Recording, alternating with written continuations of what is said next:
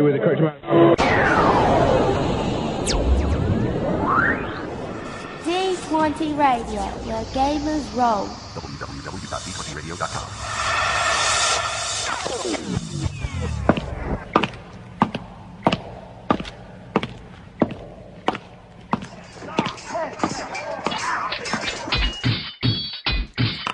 Roll for initiative.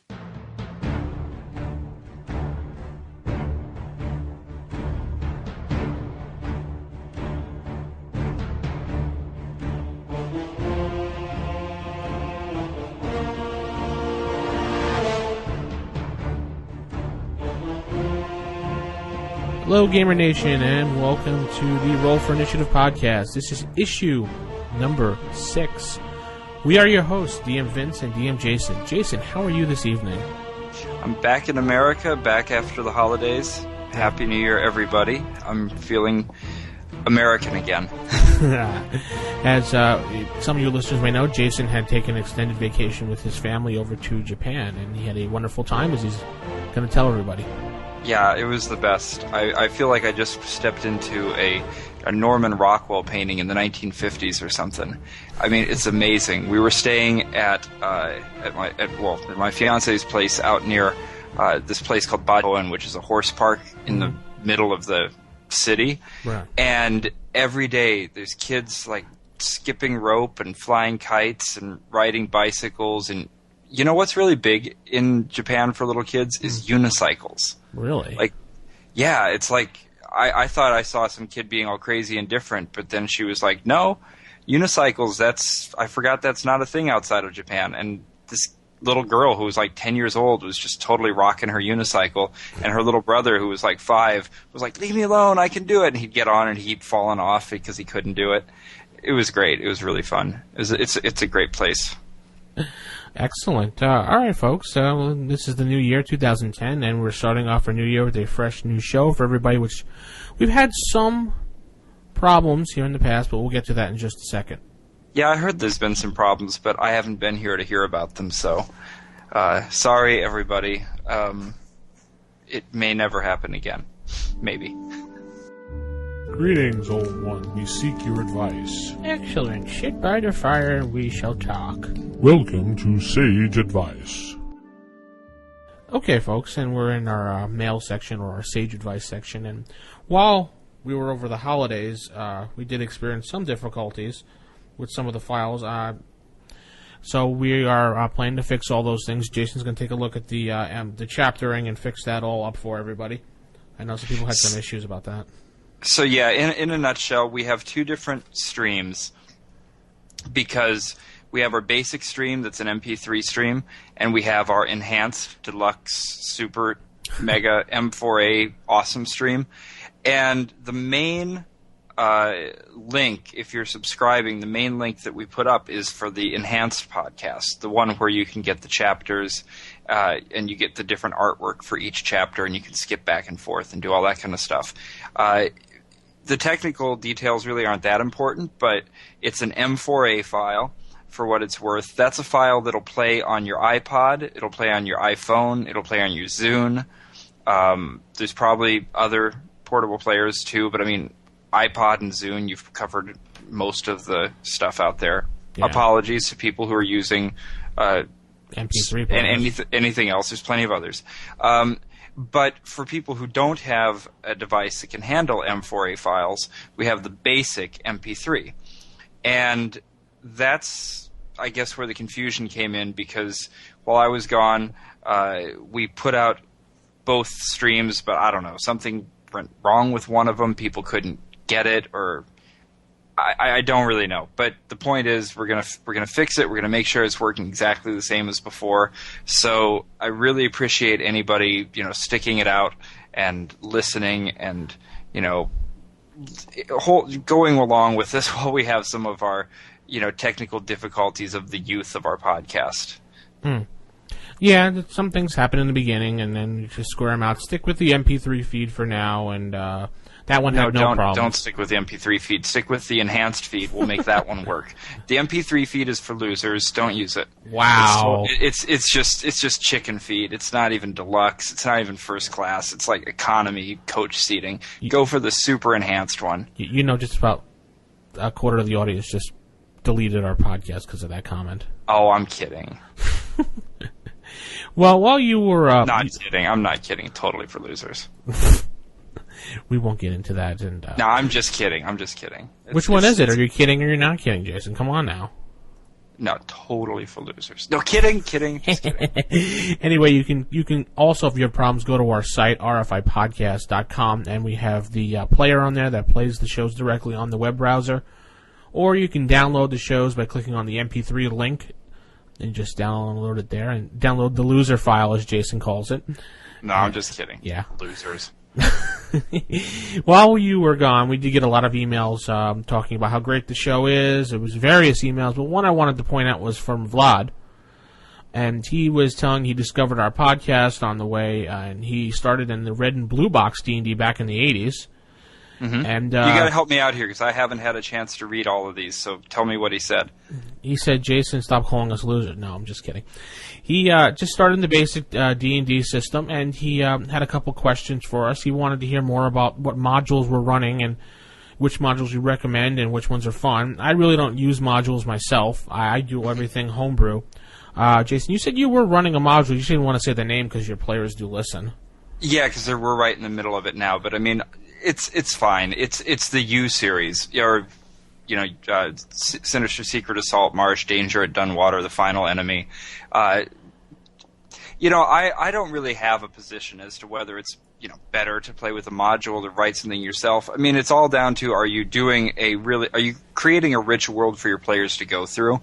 I think that a lot of DMs are so talented as storytellers and as writers and weavers of worlds that it's more fun for them to create their own adventures. And there's always also the thing of when you're going through a pre-made module,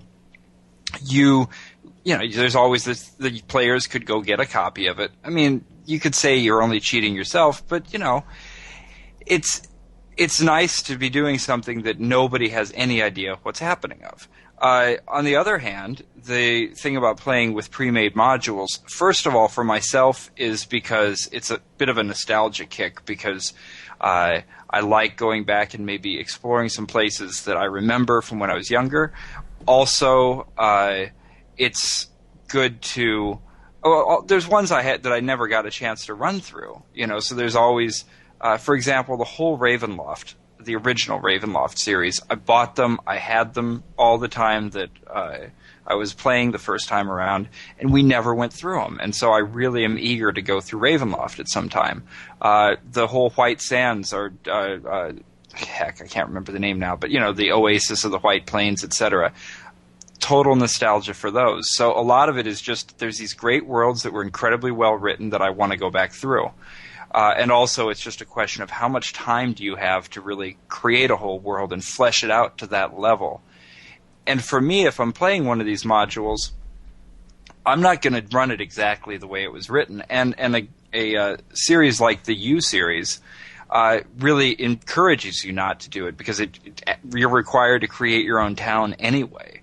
And there's a lot of things that have just been happening that in order to keep the players on their toes and to just react properly to what's happening with the party, I've changed things about what's going on in there. So, I'm playing through pre-made modules, which I think the quality of them is so high, and the writing is so good, and they're fleshed out so well, and they give you so much room to move things around that I'm having a good time with it that way. Excellent. Like I said, I don't really use them, and I don't really care for them, but I will once in a while take some ideas from some of them and drop into my campaign, because he was wondering about that, and that's what I sometimes would do. If I'm kind of lazy that night and I need to grab something real quick, I might grab a scenario out of there, as they call it in the later editions, but, encounters. Have you played through any modules before? What is it that you don't like about... Are you talking about you don't like DMing them, or are you saying you don't like... playing in them as a player either? I don't like using them as a dungeon master. I don't like being restricted, so to speak. I like to have everything on the fly. Okay. So how do you, when you go about creating one of your, are you creating an entire campaign that you're playing through, and you're like, this is going, these are different places that things will happen, or are you going on sort of a adventure by adventure? I do plot points, and I do general directions with notes, and then everything else, I have my monster list and what monsters I'm planning to use that night. I do prep work a couple days before. I don't really plan things out like big time, because my players have a habit of, this is, if I plan this out, they run the opposite way.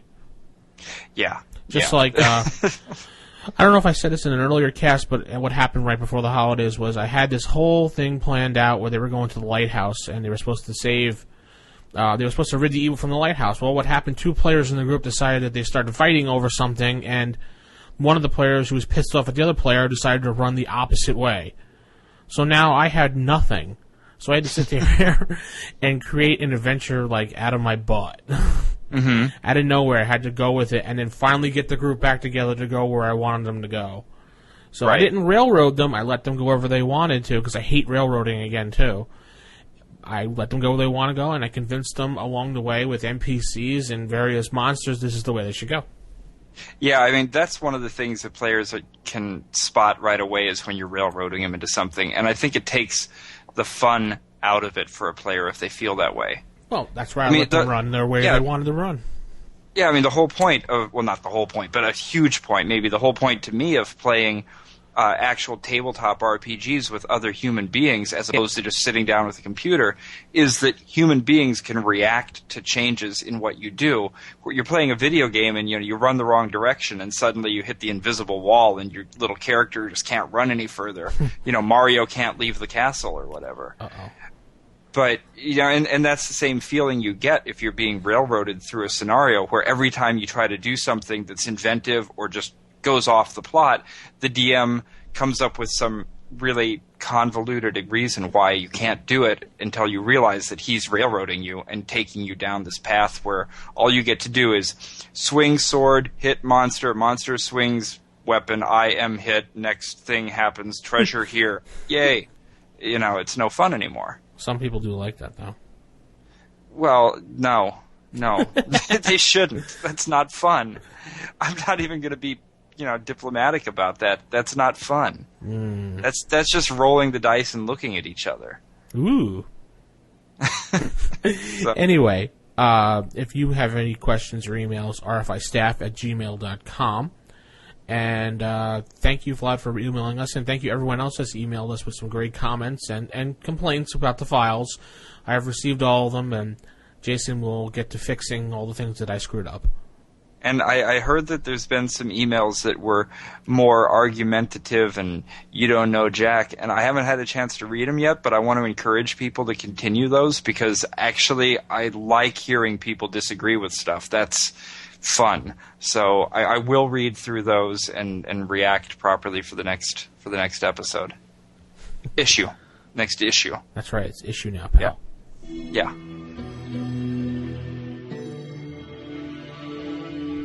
Feature 1. Okay, folks, that'll bring us into feature 1 as we like to call it. And what do we have this week, Jason? So this week we're talking about divine intervention. Ooh. Which could mean any number of things. So why don't you start out with kind of how you decided that we'd be talking about divine intervention? Because I think it's kind of interesting that you've got this backstory to get us kicked off with. Oh, yeah, the story...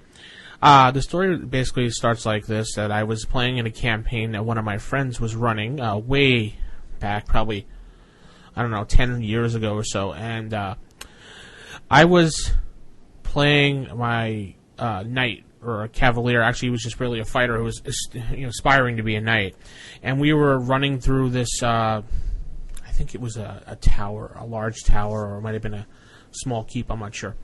Whatever. Mm-hmm. And we were running around. We wound up killing all these orcs, and then I remember in the rubble I found Ranger's dead body. And on him was a silver ring. And, as any suspicious D&D player does, he looks at it and, examines it, and he finds a name on it. So I found a name on it. and that name was Caracas. Okay. And so, being this Caracas, Yeah. like as in Argentina, like that Caracas. I don't know. It was Caracas, like the ham, okay? Because they make a ham called Okay. Caracas too, so that's maybe where he got it from. Okay. And so I took the ring and immediately put it on because a daring player that I was, and he said nothing happened. So I was running around the whole campaign going Caracas and holding the ring up, or throwing my hand in the air going Caracas, like this and that. And then finally, I was, after in a desperate situation, we were surrounded. I took the ring and I had my player hold it in his hand, and he believed in in Caracas, and like the whole room tumbled in and killed all the orcs that were surrounding us. And then soon later on, the voice of Caracas started coming in my head. So which maybe I thought it was an intelligent item, but each adventure was moving along, I kept using it and calling Caracas, and kind of my player was kind of worshiping Caracas for saving them, which the DM decided, since it was such a cool concept and everything, he formed a minor deity or god out of it called Caracas, and we used it in many years in many adventures afterwards. So That's awesome. So did you ever find out what the ring was actually? I mean, what was the... yeah, Caracas was the name of the ranger that died who had the ring, and that was the ring, I guess, given to him by his wife, inscribed with his name. I don't know. That's all it was. That's all it was. He said there was nothing special about it, but you made it something special. Oh, I just realized I went ahead and looked this up. I have to apologize to everybody from Argentina and Venezuela. Caracas is in Venezuela, not Argentina. So, oops, sorry. Yeah. Well, no, it's just we've got a restaurant here called Caracas, and so they've got really good food, and I just got mixed up between Argentina and Venezuela. So Caracas was created, your god was created, and did you have any idea that the DM was going to go that way? I mean, what? No. How'd that play out? I didn't have any. I didn't know he was going to do that. He just, the awesome DM that we had decided to. No, it wasn't the Joe DM. It was a different DM. He decided that's what he wanted to do with it. He wanted to he thought it was funny, and the whole group enjoyed it, and he became a god. So it's pretty cool. I'm going to go back to Terry Pratchett again, since he's one of my favorite authors of all time. Right. But this is a theme that's a little bit of a recurring theme in Terry Pratchett's books, is that gods are sustained by belief, and so they can also be created by belief. He's got this book called Small Gods, right. where he describes all of these little, almost in potentia, deities floating around out there just waiting for somebody to come and believe in them. And so he gets some really good ones, and I'm trying to look for the name right now, but there's one of his gods is a goddess who is her entire role is helping people find lost things in their silverware drawer.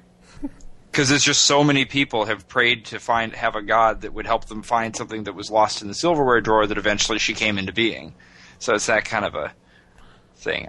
I'm sure that's an older idea. I don't know where the idea first came from, but I'm sure that's a theme that's been around in literature for as long as there's been literature. Now, divine intervention, back onto the topic at hand. A reason why I decided to pick this for one of our features, Jason, was because when the newer, later editions of D&D, I noticed that the divine intervention doesn't really exist as much as it did back in the original D&D games, because the characters are such more powerful than they were back in the good old days. Especially with 4th edition, you can, you're healing yourself with healing surges, and you have powers running around, and 3rd edition you have feats, and 2nd edition you have all these skills and powers. Divine intervention. I remember divine intervention was at least asked once or twice every campaign. In the situation that you were stuck, you always, I need some divine intervention now, please, dice, or something like that. What do you define? How did you roll for this divine intervention? Well, not for the ring one. I didn't roll for it. The DM must have rolled for it. No, but I mean, as a DM, because that's actually kind of a new concept to me. I never really, as a DM, I would occasionally set up a situation where I would plan for some divine intervention, but it'd be a little bit more like Homeric than it would be game-related. I wouldn't really be willing to just give it up to a player who got stuck and said, I'm going to need to call on my god for direct intervention. Well, so I was, to quote the great Joe DM, who started all the divine intervention stuff, he used to roll a percentage dice, and if it was a certain percentage below, he would allow a certain part of information or whatever we needed to be accomplished through roleplay. Well, I guess the way that I would look at it is, and what I'm going to say now is going to be influenced a little bit by what I'm reading. Right. But I right now I've decided to go back and read Homer's Odyssey because, it's one of those things where you read it in school and you don't really appreciate it as much, and then later in life you discover that there's an amazing, fun story here. Mm-hmm. And so the whole reason that the gods take an interest in Ulysses, or in Odysseus, when he's trying to find his way home, is they explicitly come out and say that he's been more pious than anyone else. He's just done better sacrifices and he's brought more glory to them, and so they've noticed him above all other mortals. And as you read through the Odyssey, you start getting this theme of both mortals and gods being a little bit on a spectrum or a gradient, where the mortals can be more or less godlike to the point that they actually, refer to the godlike Odysseus or the what's his son's name? I've forgotten now, but his Telemachus, the godlike Telemachus, and then with the gods themselves, you've got the ones that are, I guess I'd say, further down, like Athena or Hermes, who are actually going to interact with humans, and then you have these gods that are very old and very huge, like Kronos, who are just so removed that they're not going to deign to intervene in those affairs. So I think that kind of approach to the pantheon of gods and to the way that people work fits really neatly with an AD&D world. That if I was going to expect to provide any divine intervention to a player, that player would have to had not just this game and not just recently, but as a consistent theme in the way that they play their character, would have to be very devoted to their deity, actually be trying to bring them into the game in the sense that they'd be performing sacrifices or performing rituals or praises, just as a regular thing, so that the god was already paying attention to them, and they'd have to be acting in a way that was very appropriate to that. So I think it's the player that would bring it in even more than the DM, because if the player chooses to roleplay in such a way that they decide the religion of their character is really important to them, then as the DM, I'm going to notice that, and I'm going to keep it in the back of my mind so that if something comes up, I think the deity would be a lot more likely to intervene.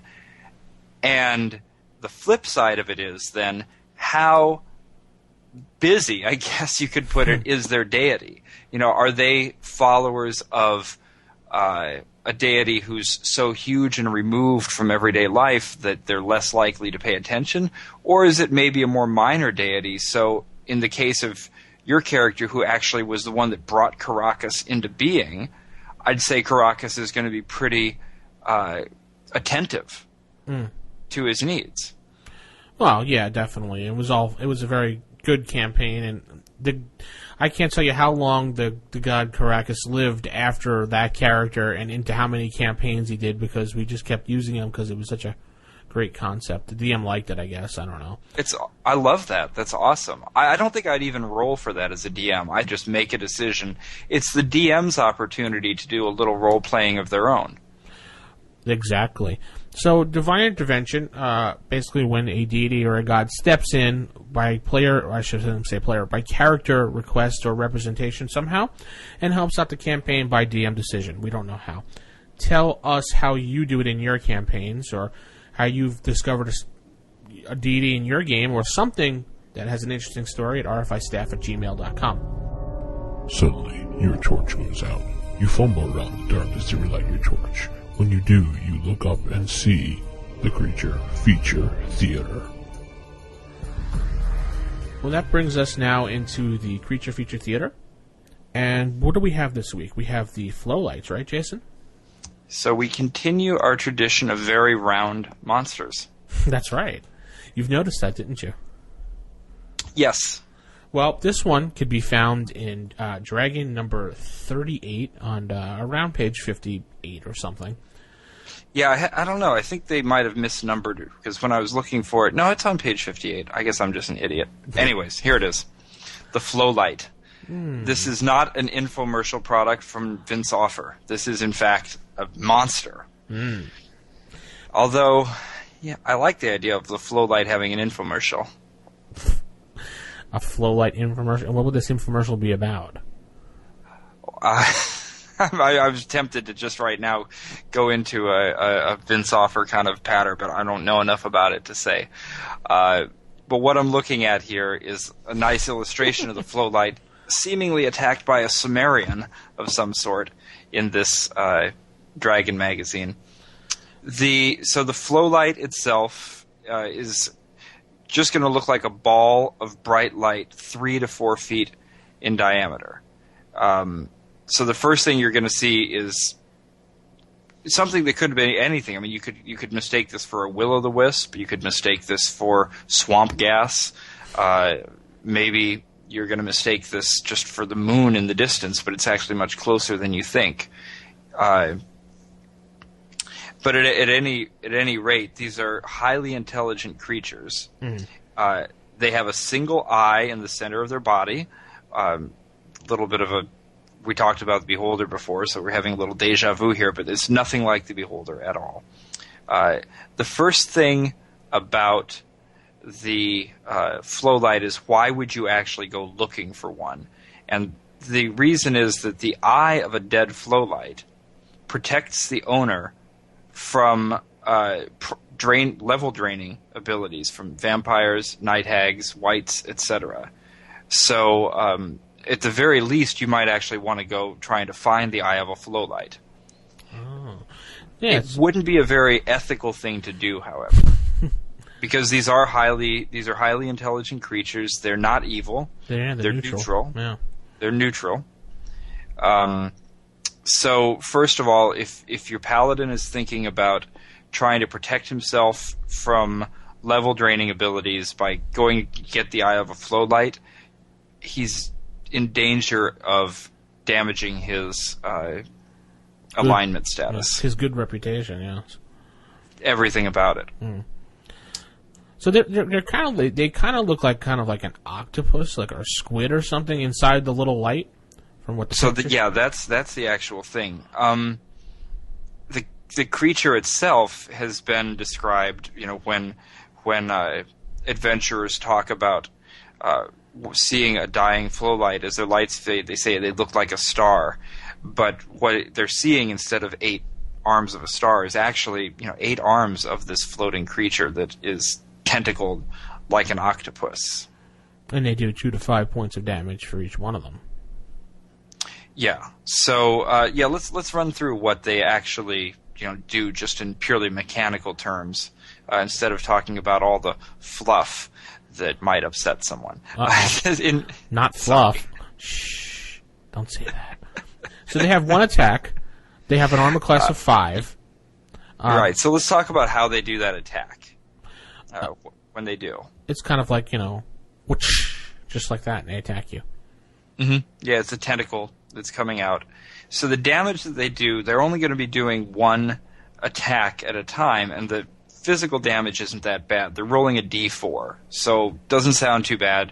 You've got a tentacled creature floating in the air. It's hitting you for 1 to 4 points of 2 to 5 points of damage, so 1d4 plus 1. But if the Flow Light does 5 points of damage, in other words, 25% of the time, the attack drains 1 strength point from the victim. Now, don't worry, this isn't permanent, but it's going to take a while to recover from. But here's where it gets a little bit more tricky. Mm-hmm. Every time the Flow Light drains a strength point from its victim, the Flow Light gains from 1 to 8 hit points, so a d8.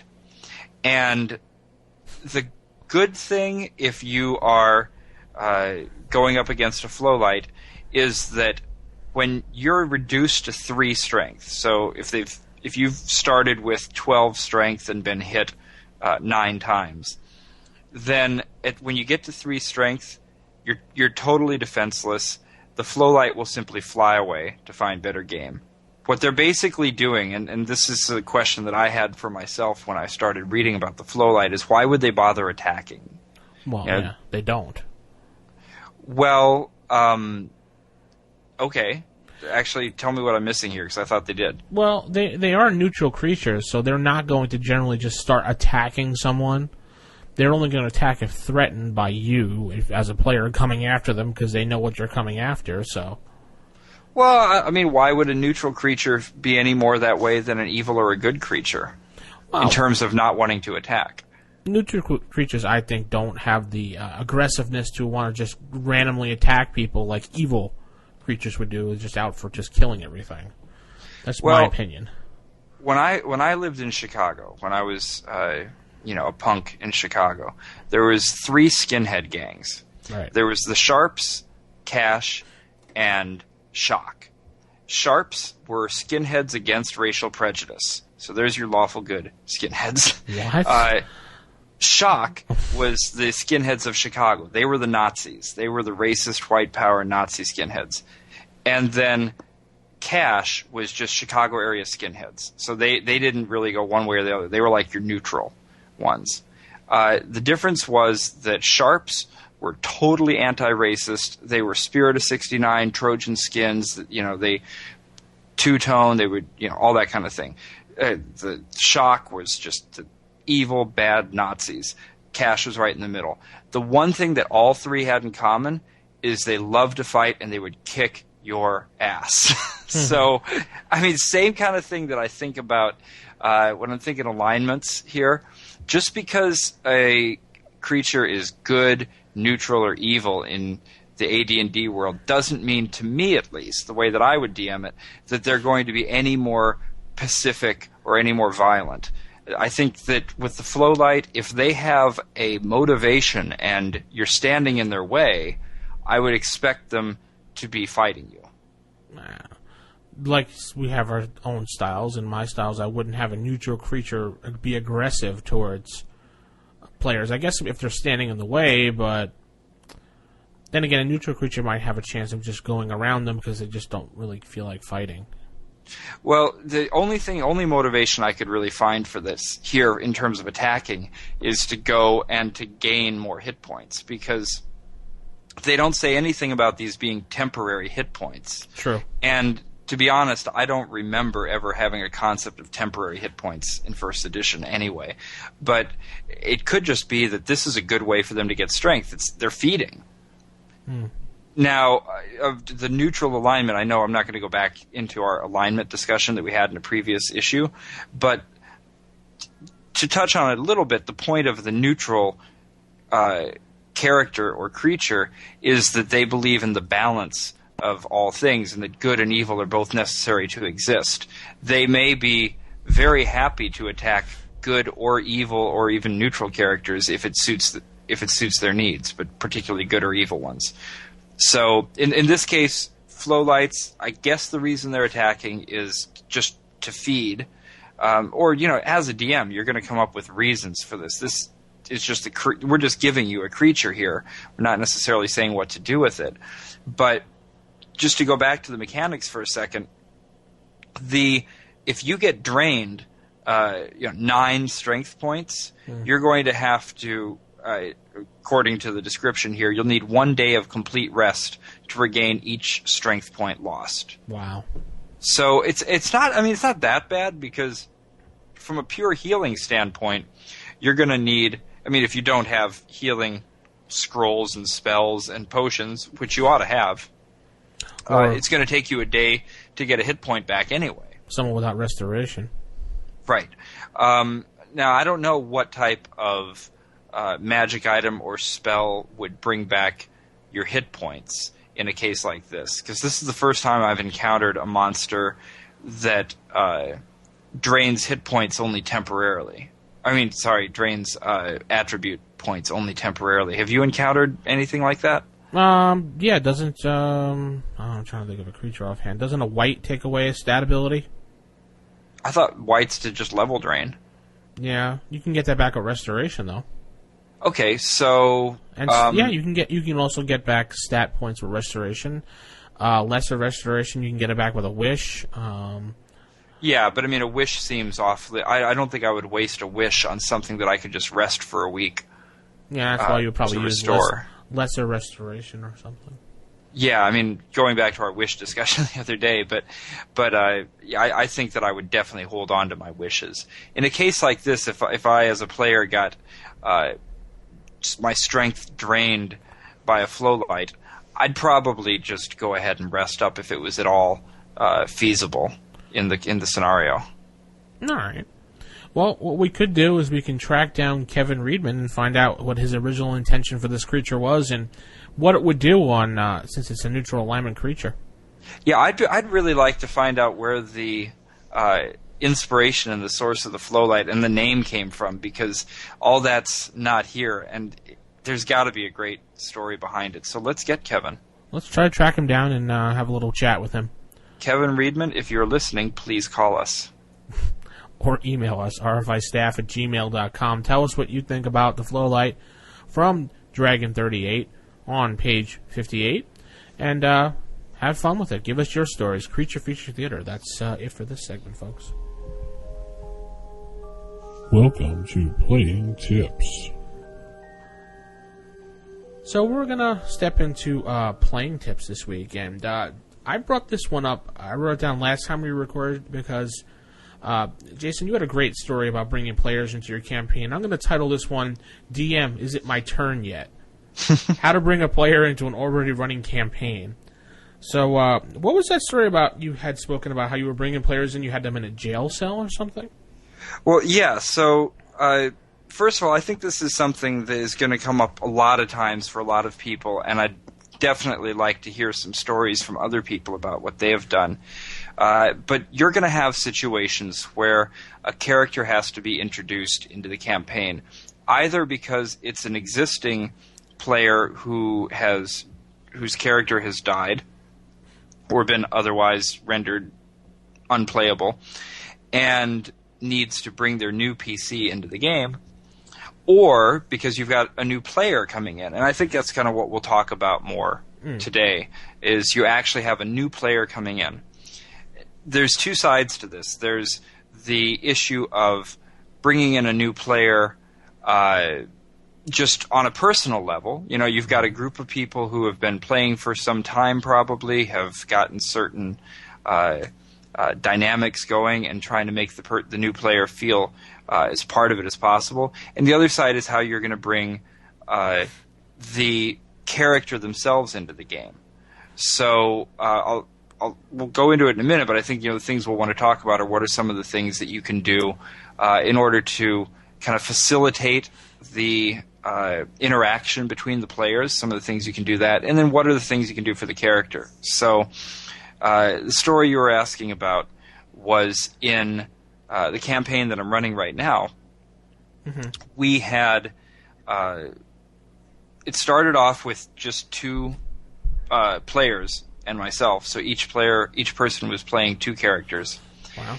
And we began the whole thing in a jail cell. So as our story opened, we had two PCs who found themselves waking up one morning in a jail cell after a raucous night in a local tavern. You had two more PCs that were being introduced at the same time, in order to get them out. So it had a basic backstory about them. One was the brother of another. They were coming to help release them from the prison, making a deal with some of the local authorities in order to get them out. And that deal, of course, led to the beginning of the first adventure, which was to go and investigate this haunted house. So off they go. The story's begun. It's doing well. And then I had a third person come to join the campaign, and what I needed to do was to introduce him into the game and his character into it. Right. as it happened, it worked out pretty well for me because the 4 PCs were already out at the haunted house, and they were exploring the area. They had encountered Ned Shakeshaft, the thief who was bound and gagged and found in one of the rooms, and he was going around with them. Now, spoiler alert, if anybody's listening who's planning to play in the U series, skip to the next chapter now. And my players can listen to this because we've already gone through this. So Ned Shakeshaft was not a thief. In fact, he was an assassin, and his particular role, this NPC, his particular role was to try to prevent the PCs from discovering the true nature of the house. In other words, the smuggling operation that was going on, that was being covered up by the illusionist and his. And so Ned was going around with the group, planning to try to divert them, and if not being able to divert them, at the end, he would simply try to assassinate them. So the new character, the Paladin, who was being introduced into the group, I brought him into the town in a pretty straightforward way. He was, set forth by his master to go and spread the word of his god and all that sort of stuff, Paladin-y stuff. Yeah.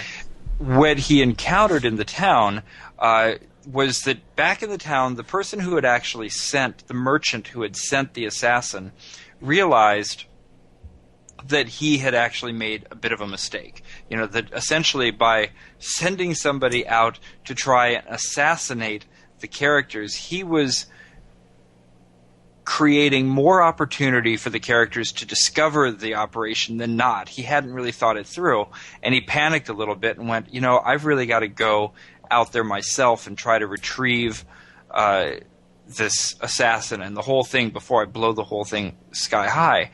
And as a merchant who wasn't particularly powerful as a adventurer or of anything, he realized he couldn't go by himself. So he enlisted the help of another woman in town, and when they came across this paladin, they realized, perfect, we can use this paladin to help us bring this all back. So now I've got my player character who's the paladin, and I've got my 2 NPCs that I'm running, and they convinced the paladin that they had to go out there because the girl created this whole story about her poor brother who was touched in the head, a little bit crazy, tended to take on different personalities from time to time, and he had wandered off, and they think he's at the haunted house, and she's really worried because some adventurers had gone out there, and what if they ran across him and they didn't understand that he was mentally imbalanced? So would he please try and help, go out there and let's bring them all back? And it would be a great story. We'd be able to tell the characters, don't worry, you don't need to be here anymore. Oh, it's fine. And they'd bring them all back into town. So the paladin, Dudley Do-Right, went traipsing off to go help rescue the poor maiden's brother. And, of course, when they got out there, they had to come up with a whole cover story because, at this point, Ned Shakeshaft is in full-on I'm a thief mode, but I'm secretly an assassin. And so the idea was that they would say, Ned, you're crazy, you don't know what's going on. They got out there, they found the characters. These characters at this point had no idea who was coming into the room because I hadn't even made it clear to them who was an NPC and who was a PC. And that was kind of part of the initial way I was introducing it. So I told my player, who was playing the paladin, I said, just don't say anything right now. I'm not going to make your character do anything wrong. I just don't want the other players to know which one is you because it'll throw the whole thing off. And so the NPCs came in. I had the girl who had a scroll, and this is where I created a spell. Actually, there was no spell that would work for this, but I invented a spell called Greater Forgetfulness, which would basically erase their memories for a certain period of time. And she convinced them that she was going to read the spell that would get her poor, mentally unbalanced brother to be clear for a little while so he'd understand. So she said, everybody go over here and gather in a tight circle so that you don't get affected by the spell because I want you to be safe. And they all obediently went and gathered in a tight circle in front of the stranger who's got the scroll. And she read the scroll, and of course she pointed it at them instead of her brother. Only a couple of them managed to make their saving throws. one of which was not the Paladin. But hilarity ensued, the fighting began, they realized what had actually happened to them, and by the time this whole fight had gotten over and gone down, they'd realized who was actually being played by this new guy, which character it was. He'd had a bonding experience with them, because, a bonding experience is any time that you share some kind of adversity with other people. So he was actually now kind of getting along with the players right away, because they'd already had some kind of experience they'd gone through together, and he was now a part of the party with a very plausible reason for why he had joined. Wow. That was an interesting... And you just on the whim did this, or was this planned, or... Well, I actually sat around for a couple of days before the game going, well, how am I going to do this? What am I going to do? How am I going to bring this guy in? But luckily for me, I had kind of not done that good of a job of running the game to begin with, because I really didn't think that it made a lot of sense that this assassin was going to try and just backstab somebody. He's going to backstab 4 people. This is something that was written in the module, and it goes to what you were saying before about playing it exactly like the module goes. And this just made a lot more sense. I actually think that it worked out much better than it would have otherwise. But yeah, I did have to sit around and puzzle it over for a couple of days trying to think of how I was going to work this in. And it just, popped into my head, as these things do. Interesting. Well, there are various ways to bring players into campaigns. There's always the, you find him, like you said, in the jail cell. You go to the local tavern, and there he happens to be waiting for you, and you just all agree to move along, and you bring him into the story, which is kind of boring, but some people just want to get to the fun and the action of the game. So you can also bring players in, just say they were there the whole time. That's kind of cheesy and annoying, but... if you really want to get to the action, that's the best way to get to the action. So, do you read the comic Order of the Stick? No, you've had spoken about that once or twice before. You gotta start reading Order of the Stick. And I say this to everybody listening to the podcast: if you're not already reading Rich Burlew's comic, The Order of the Stick, you should. It's a Giant in the Playground Games, so it's giantitp.com. And he always does some good jokes on that. And one of them is, the whole they were there all the time kind of joke. Magic users with their familiars, and the familiar just seems to show up when they're needed. And he's finally admitted that the magic user, or not admitted, he's been doing this on purpose, but, the magic user, he or she, who is of indeterminate gender, has a familiar that keeps showing up only when it's convenient. And so now, finally, the bird's there all the time, and it's become a running joke, this idea of the familiar that just showed up.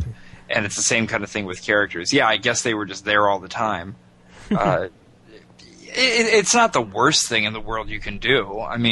I've certainly had that happen in games, and nobody went away feeling like they got cheated or anything. No, you do it however the consensus of the group. They just want to move on and play and have fun.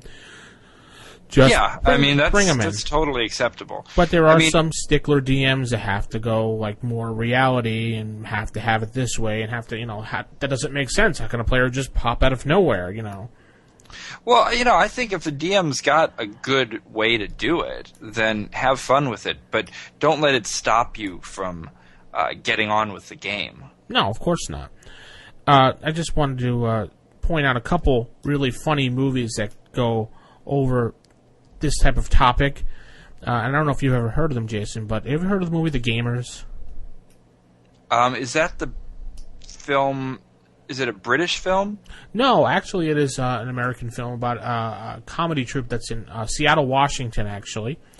And they produced a film back in, I think it was 2002, 2003, called The Gamers. Huh. And it's about a gaming group that's sitting around a table playing Dungeons & Dragons or a clone copy of it back then. Mm-hmm. And they sit at the table and they go over they're playing the game, and they'll cut away to a scene of them actually playing. Okay. And then they'll DM will go, the thief will be, I walk into the room, and all of a sudden you hear the dice roll, and boom, a fireball comes out, and the thief dies. He goes, did I say I walk into the room? I meant I creep into the room. So it cuts back. You see the guy creeping into the room. Then the dice rolls. Boom, he dies again. He's like, did I say I was creeping? I meant I was crawling on the floor searching for traps. They cut back. And then they also go through all the various scenes, like a player not showing up. The whole, you know how sometimes when a player doesn't show up, what do you do with him? Well, what they did the whole time is you're running through the adventure, and the demons say, well, the 4 of you finally reached the mountaintop, and you hear the guy in the background go, the 5 of us. He goes, all right, the 5 of us. And you see, boop, a character appear, turn to the side away from the camera as if he's there, but he's not really there because the player's not there. Really funny movie. It's only like 45 minutes long. Is it well produced? Am I going to cringe? Is it awesome? It's awesome in the simple fact because if you're a Dungeons and Dragons player, some of the way that players act is funny, and you can relate to it. But the good thing, go ahead, is they came out with another movie in 2008 called The Gamers Darkness Rising. It's called. This one is more of a budget because they actually got permission from Wizards of the Coast to use Dungeons and Dragons 3.5. Mm-hmm. And I think they actually got permission from Paizo and things to use various products. And what this is about is 3 Munchkin gamers in the back of a gaming store with a DM that's trying to write his own campaign and get it published. And they go through the campaign, and these Munchkins keep dying because they don't know how to role play. So what they do is they want to bring in a 4th player who's a woman, and she teaches them how to role play. And there's some various funny scenes in the movie of them, attacking this and that. The bard dying 37 times and him screaming at the monsters, "Hey, a-hole, don't you worry, there's 37 more of me to come," and things like that. And you hear that it's very funny. I suggest anyone go look it up. It is on Netflix on demand right now, so you can watch it in streaming if you have Netflix. Great. I think I will. Yeah, I think you'd like the Darkness Rising one, Jason, a lot. You can relate to some of the players are like, player coming to the group, I'm playing a monk. He's like, you can't play a monk. He's like, I don't care. It's in the core rules. You cannot block me. And he'd be like, fine. You play a monk. And he's like, oh, and I'm also an elf. There's no elves in my world. And you see like the NPC character pull the ears off the monk character. Some various funniest scenes like that. And then like the monk character, he'd pull out a lightsaber and start using it. And he's like, you can't use a lightsaber. That's the wrong system. And various things like that. Any D&D player would love that movie. Go check it out. It's by deadgentleman.com is the website. You can go find that. Cool. Yeah, my DM in the 4th edition game that I play in, Gabe, has a rule that is awesome for when somebody doesn't show up for the game for whatever reason, is that if somebody can't make the game that night, all the other players that are there get to decide the reason their character wasn't there. That sounds fun. Fair enough. It's nasty. We have a bad imaginations, so yeah. So that's a pretty fun reason to do it. Okay, cool. Well, tell us how you handle things in your campaign out there, because we'd like to hear it. And like Jason said, we'd have like to hear some great stories about things like this. So rfistaff@gmail.com, and I think that'll wrap things up. As the party enters the last space inside the cave, a treasure can be seen to stretch as far as the eye can see. Beware as you have just entered the Dragon's Hoard. Okay, so that'll bring us into one of our almost last features, but this is the Dragon's Hoard. With what are we going to talk about this week? The Vorpal Sword, right, Jason? Yeah, we're going to go back to a staple of not just AD&D, original D&D, every version of D&D since, and a lot of other games, both video games and real games, but it's the Vorpal Sword. Now you can find us in the DMG on page 166, just in case you at home want to follow along with what we're talking about. And Jason, when we were off the air, you were briefly explaining your thoughts about the sword, so I'm going to let you take the stab at this one first. Well, the Vorpal Sword itself, in terms of its origins and its description in here, it's very, very simple. I mean, I'm not going to spend too much time going over the basics of it, because I think we found out by now that our listeners certainly know the basics. But it's the sword that cuts off your head. So it's just excuse me. It's basically a +3 sword. like a sword of sharpness, and on a roll of 17 to 20 for a normal-sized creature, it gets a little harder as it goes up, it will decapitate the victim. Yikes. So the way it's actually described is that on a modified roll of 20 to 23 for a normal-sized opponent, it'll decapitate the victim. But the only pluses that are considered for that are the +3 of the sword itself, so it probably would have been more straightforward to simply say on a roll of 17 to 20. So right off the bat, that's a pretty high percentage. Yeah. Yeah, what 4 out of 20 is, math. 20%. So 20% of the time, you're going to decapitate your opponent. Instant death. It doesn't work for every opponent. You're not going to be able to decapitate an ochre jelly. You're not going to be able to decapitate green slime or mold spores. You could decapitate a golem or a golem, but it's not going to kill it because that's not its essential life force. But there's a lot of things for which that's going to mean instant death. So it's a very, very powerful magic item and something I would not give lightly. No, it's a classic sword with classic attitude, and we just wanted to touch upon it because I just thought it'd be interesting because everyone's always, since the 80s, talked about Vorpal swords, and then all of a sudden with the newer editions and the changes, that the Vorpal sword kind of got buried in the pile, shall we say. So I just wanted to bring it back into light. Yeah, and the Vorpal sword for me, I mean, I don't actually know where I've gotten this mental image of what it looks like. I always imagine it as having almost like a unicorn horn kind of appearance. I really don't know where that came from in my head, but it's something that's been always really a favorite of mine. I think it's a favorite of a lot of people's, maybe for what it can do, but for me it was because I remembered the word from when I was a little kid, well before I ever heard of Dungeons and Dragons or anything like that. And it's the same place that the Vorpal sword was originally named from, which was the Lewis Carroll poem Jabberwocky. Mm-hmm. When I was a little kid, my grandfather used to really instill a lot of love of poetry in me, and so we would play these games where we'd memorize poems, like we'd take turns memorizing ones. And so when we got to Lewis Carroll, he chose to memorize the White Knight song, which is a really good song or a really good poem, and it's the first place I ever heard the words "handsome cab." And I chose to memorize Jabberwocky, which for years I could recite from beginning to end. But I'll give you just the lines to where the Vorpal sword gets in. It's not long. "'Twas brillig and the slithy toves did gyre and gimble in the wabe. All mimsy were the borogoves, and the momraths outgrabe.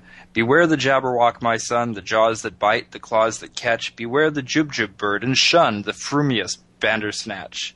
He took his Vorpal sword in hand. Long time the maxim foe he sought. So rested he by the Tumtum tree and stood a while in thought." It keeps going, but so the Vorpal sword's not explained. It's just a word.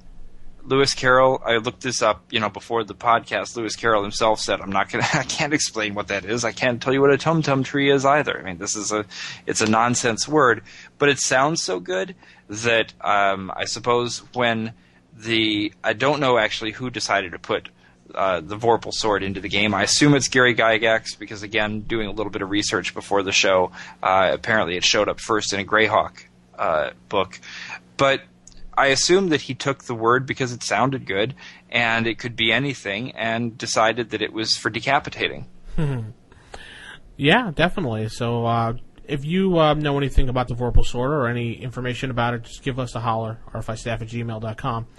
Now, Jason, before we move on, I just want to talk briefly. We do have a new segment this week, and you had arranged it with a person on one of the on the Dragon's Foot platform, or .org forums. What was Blackstone is his name, I believe. Right? So, yeah, this is really good. I'm excited about this. We've got our first new contributor, regular contributor. Well, no, this is not our first regular new contributor to the show, but this is our first new columnist, I guess, if you want to put it that way.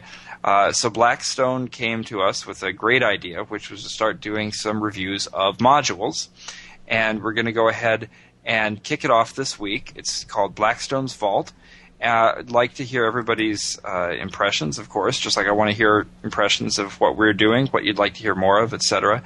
But this is really good. I'm looking forward to listening to it right now. So let's go ahead and see what he has to review for us in the first edition of Blackstone's Vault. Sounds good. Blackstone's Vault. Hello, everyone, and welcome to Blackstone's Vault. I am your host, Nick, aka Blackstone, and the first module I'll be covering in this segment is TSR Module N1 Against the Cult of the Reptile God by Douglas Niles. Now, the basic plot for this module is this. The village of Orlane is dying. Villagers are disappearing. Crops are failing. There are strange things being seen in the shadows and in the night. And it's up to a hardy band of adventurers to find out what's going on and bring an end to these dastardly deeds. Now, what's really going on is this. There is an evil reptile cult that's being led by, get this, a spirit naga, and she's charming people, bringing them back into town, and they're getting more and more worshippers. In fact, about half the town has been taken over by the cult. Some of the centers of activity in the town are a temple for a agricultural god by the name of Marika, and one of the inns called the Golden Grain Inn. So that's the basic plot. Now, some of your major NPCs, and by the way, the NPCs are very well detailed in this module, and it details who's a cult member and who is not a cult member, and what their motivations are. You have a constable and his 2 deputies who are a cult member. You got the mayor and his bodyguard, but they're not cult members. You got a strange little old lady by the name of Vilma, who could be a little bit of a help to the adventuring party if the adventurers play their cards right. You also have a couple of converted, if I would call it, or they were charmed, 2 of the clerics of the Temple of Marika by the name of Abramo and Misha Devi. You also have a strange little fellow by the name of Ramney. He's actually a rather high-level magic user, 7th level to be exact, compared to the player characters. And he could be a bit of a problem. I'll get into that later.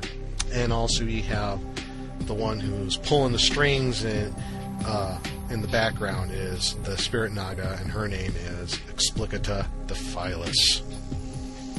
Now, some of the major encounters in this module. You have, like I said, the Golden Grain Inn, which is basically the meeting place and hideout for the cult members, and everybody in this place is a cult member, right down to the cook. So, and by chance, if the party does stay at the Golden Grain Inn overnight, they are going to get ambushed at night, right in their beds, by trogs, by assassins, and the cook's one of the assassins, and you got a couple evil clerics that I mentioned before, and some more human cultists. So, if they explore a little bit more, they will find some troglodyte tunnels below the Golden Grain Inn. So the plot thickens. They'll probably investigate the Temple of Marika. They head to the Temple of Marika. You're going to face some evil monks, and I'm talking the character class, so a little bit of kung fu action going on there. You have a very cool, interesting trap called the Hall of Statues, and this is a curse trap, and let me tell you, it's pretty heavy duty. So that one, as a DM, I think you'll enjoy that one, flicking some paint on your players. You also have some goblin cultists that are in the Temple of Marika as well that are hiding out. You also have a chance of saving a damsel in distress. The village storekeeper's daughter has been captured, and she's in there. And here's also some more troglodytes and a small ogre that they've charmed, just to throw in there for good measure. Now, however, the character party finds out about the where their main base is, operations is in the swamps there, 4 days travel, which is very well detailed as well. And there's 2 levels to this particular dungeon when you get to it. There's first level, you got some killer frogs you're going to be dealing with, some more human cultists, crocodiles, some trogs, so we're dealing with the slimy, scaly stuff, and then you have Harpy, which, in my opinion, doesn't really fit. But I'll get into that later, how you can maybe fix that if you want. On the second level, you got a Coffer Corpse. You have another evil cleric with his white bodyguard, so guess what, folks? Level drain. Oh, yeah. The hits keep on coming. You also have the Troglodyte lair. You got the lair of the Troglodytes, of the small clan of Troglodytes. Also, you have Explicahut, the Phyllis herself. Boy, that's tough to say, huh? And she has a little bit of a pet, a Bone Snapper. So you got that Coffer Corpse and a Bone Snapper. Going to need the Fiend Folio as well as a reference. Now, some opinions and suggestions on this module. Some of the good stuff. Like I said, very detailed. Enjoy that. Lots of NPCs. You got some pre-made player characters.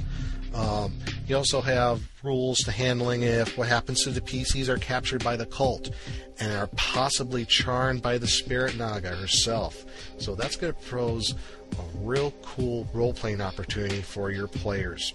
Also, there's the chance that some major NPCs in the town of Orlane are going to be kidnapped each night. There's about a 10% chance, and you want to fudge with that a little bit, you can, that a key NPC is going to be captured over each night. So there is a bit of a time constraint.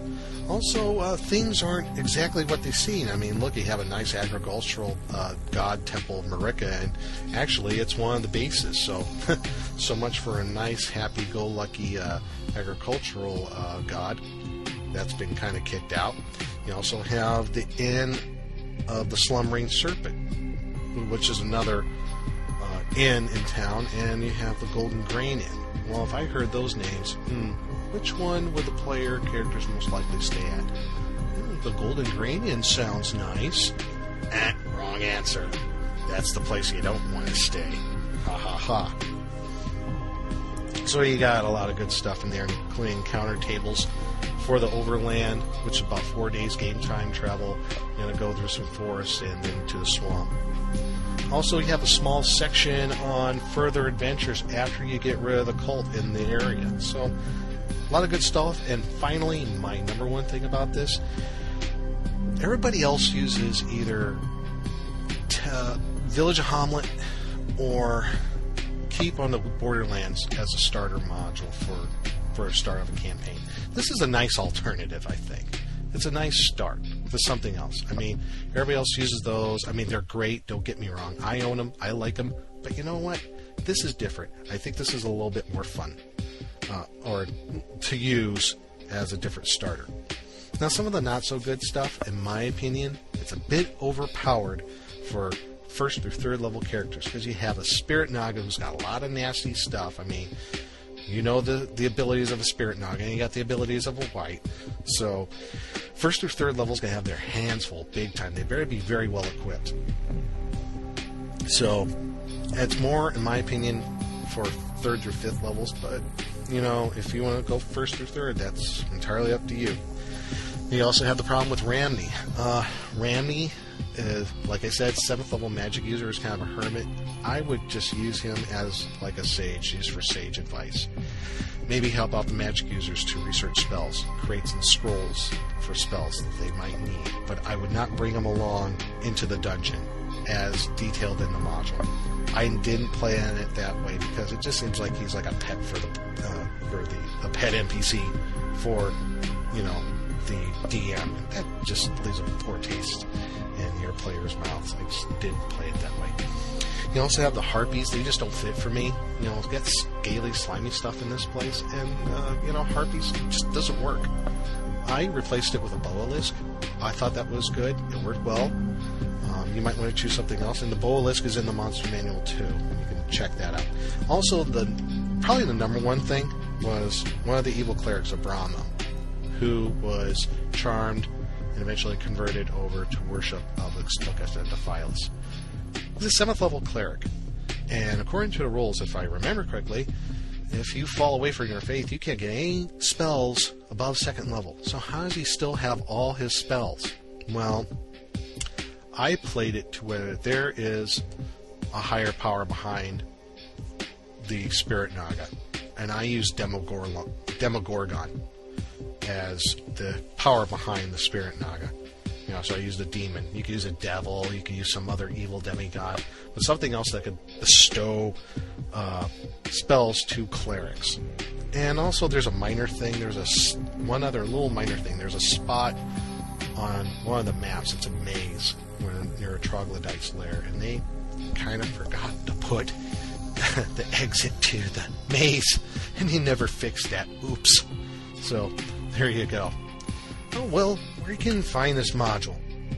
You can find it on eBay. And did a little research. You can find it on the low end for $4.99, and on the high end for a buy it now price of $29.99. So you can find it there on eBay. You can also obviously check your local conventions or some old bookstores and see if they have it there. But it's out there if you check on eBay. So that's it on Against the Cult of the Reptile God in a nutshell, if you will. That's the end of my segment. My next segment, the next module I'm going to review, well, that's going to be a secret. But I'm going to give you a hint. It's one of the modules that was produced in the United Kingdom for TSR Hobbies, and that's all I'm going to say about it. So that'll whet your appetite and see if you can figure it out. So you could find me, Blackstone, Nick, my real name, Nick, or Blackstone, on dragonsfoot.org. I roam the boards there from time to time under the name of Blackstone. Or you can check out Kenzerco.com, where I'm one of the moderators for the Hackmaster forums there. So, again, thanks for listening. I'll have another great module to review for you in a couple of weeks. So, enjoy, have a happy holidays, and happy hunting.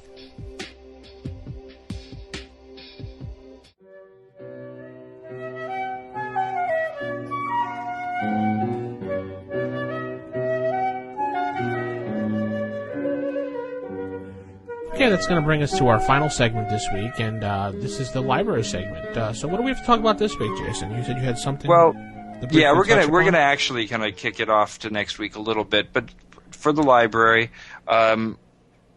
what I will be talking about next week is I'm going to be going into Jack Vance. And the reason I'm not going to go into too much this week is because I think of all the different things that I have to talk about in terms of, what I'm reading. I guess I could touch a little bit on Homer's The Odyssey, since that's what I'm on right now, but I think that would also be a longer discussion. Although I would point out that if anybody has not read The Odyssey since high school or college, or maybe grade school if you went to a particularly good school system, then really go back. I'm reading right now the Albert Cook translation, which I think is one of the best ones out there. Go back and give it a read again, because you're going to discover, first of all, that it is a great story. I mean, just first and foremost, it is a gripping tale. The format, the Greek hexameter, is not at all daunting or impenetrable. In fact, it's incredibly light and easy to read. It's really a light, easy read. And you're going to discover so much about the origins of some of the fantasy literature that you probably love right now, as well as the stories that you love. And as I was saying before, some of the elements of the actual game that we play, I think are well pointed out when you look at the way the gods and man interact. For next week, we're going to talk about Jack Vance, though. And as I said, I don't want to go too much into it this week, because honestly, I'm just not that prepared for it. I've just finished reading the books that comprise the Dying Earth series. I'm in awe. I wish I had read this when I was younger. I understand now why Gary Gygax calls him my beloved Jack Vance, because I don't think that I've read another author in any genre like this. I would put Jack Vance, and I'm not saying that to put this in comparative terms. I'm not saying that he's like these other authors, but I would put him in the same world as Lewis Carroll or James Joyce. Wow. In that it's his love of language that makes it as amazing as anything. And just as a little bit of a teaser for when I am prepared to give this what it's due, because these are momentous, gargantuan accomplishments, the books of Jack Vance. The Dying Earth series is set in an impossibly distant future when the sun is going out, and the concept of is it technology or is it magic is a completely moot point. It's simply amazing things that can happen. These are the books where the Dungeons & Dragons magic system, from whence it was derived. And what's amazing about the writing style is that I'm completely assuming here because I haven't really read up in anything, but my assumption is that in order to create this fantastically alien world of an incredibly different Earth where fantasy and magic are just daily life things, the writing style, it reads as if it's been translated into English from a culture that you can't understand. So you get these amazing turns of phrase and incredibly formal language, almost biblical type of language, but at the same time, it's a bit like if you're watching let's say you're watching a foreign film from a culture that is just completely alien to you, and maybe the person doing the subtitles was a little bit too literal in what they did because there just wasn't any word in English to use, and it kind of comes across like that. So there's a line that I remember that where two magicians are speaking, and the first one says something along the lines of, I will not stand for this, for I am Rialto. And the next one says, and I, with equal vehemence, am Ildefonse. It's just like, I with equal vehemence am Ildefonse. I mean, it reads in a way like clearly there was some kind of phrase actually being said that could only be translated that way, and so that's what he did. Anyways, I'm not going to go too much more into it. That's my little teaser into Jack Vance. I am awed and amazed and can't wait to talk more about it next week. And actually, I'd like to hear from anybody beforehand who is a Jack Vance fan, especially maybe if you want to even come on and have a little discussion about it, because I think this is probably the pinnacle of fantasy literature when it comes to players of original AD&D. That's awesome. We definitely can't wait to hear more about it. Maybe we can try to see if we can... Is Jack Vance still living? Jack Vance is still alive. He's in his 90s. I'm assuming he's just going strong. Maybe we can try talking to him. It'd be amazing to speak to him, yeah. We'll have to give him I don't know how likely that is. I mean, somebody of that stature. But, can't hurt to try, right? Definitely. And next week we'll talk more about that. So, speaking of which, I guess that's the sound of the gong and the gunshot. So, what does that mean? Well, it's time to pack it up and roll on until next week. That's going to end issue 6 for this week. We had a good time tonight. What do you think? Yeah, could we have some Roy Rogers music to play us out? Oh, never mind. Anyway, that's going to wrap up issue 6 for this week. Everyone have a great night. This is DM Vince signing off saying keep it original, keep it old school, and... Good night, everybody. This is DM Jason. Goodbye. Take care, folks.